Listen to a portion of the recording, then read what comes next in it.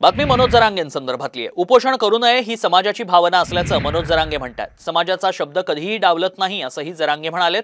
गिरीश महाजन आता खरं बोलायला लागलेत असंही जरांगेंनी म्हटलंय। मनोज जरांगे पाटलांनी गिरीश महाजनांवर टीका केली आहे। आरक्षणासाठी पाहिजे तर उद्या मुंडकं तोडून देतो असंही ते म्हणाले।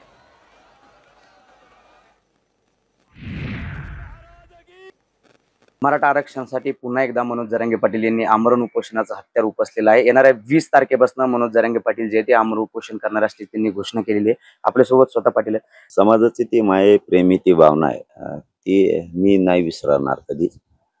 आणि मी काय त्यांचा शब्द डावलतोय असं पण नाही। मी मोठा शब्द बोलतोय, तुम्ही फक्त खरं बोला, खोटं बोलू नका। तुमच्या समोर गोष्टी घडलेल्या आहेत आणि तुम्ही समाजात आता सरकारकडून बोलून गैरसमज पसरायला लागलात म्हणून मी बोललो होतो। तुम्ही फक्त खरं बोला, काय काय ठरलं होतं सगळे स्वरीची अंमलबजावणी टिकणारी, त्याच्यासाठी तुम्ही जे आणले होते, मागेल त्या मराठ्याला आरक्षण देणार ही सुद्धा तुमचा शब्द आहे। तुम्ही फक्त शब्दात बदलू नका। आमचे तुमचे नाराज असण्याचं कारण नाही।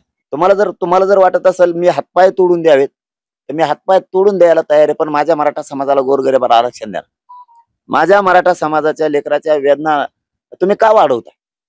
तुम्हाला वाटल्यास मुंडकं पाहिजे असलं तर तुम्ही आरक्षण ओबीसी मधून देण्यासाठी जर तुम्हाला वाटत असेल मुंडकं तोडून द्या, उद्या सकाळी मुंडकं तोडून तुमच्या दारात देतो। मला माझ्या समाजापेक्षा मोठं नाहीये काय। महाराष्ट्रातील सर्व बातम्यांचे विश्वासार्ह व्यासपीठ, सकाळच्या सर्व सोशल मीडिया प्लॅटफॉर्मला लाईक, फॉलो आणि सबस्क्राईब करा। तसंच सर्व नोटिफिकेशनसाठी बेल आयकॉन प्रेस करायला विसरू नका।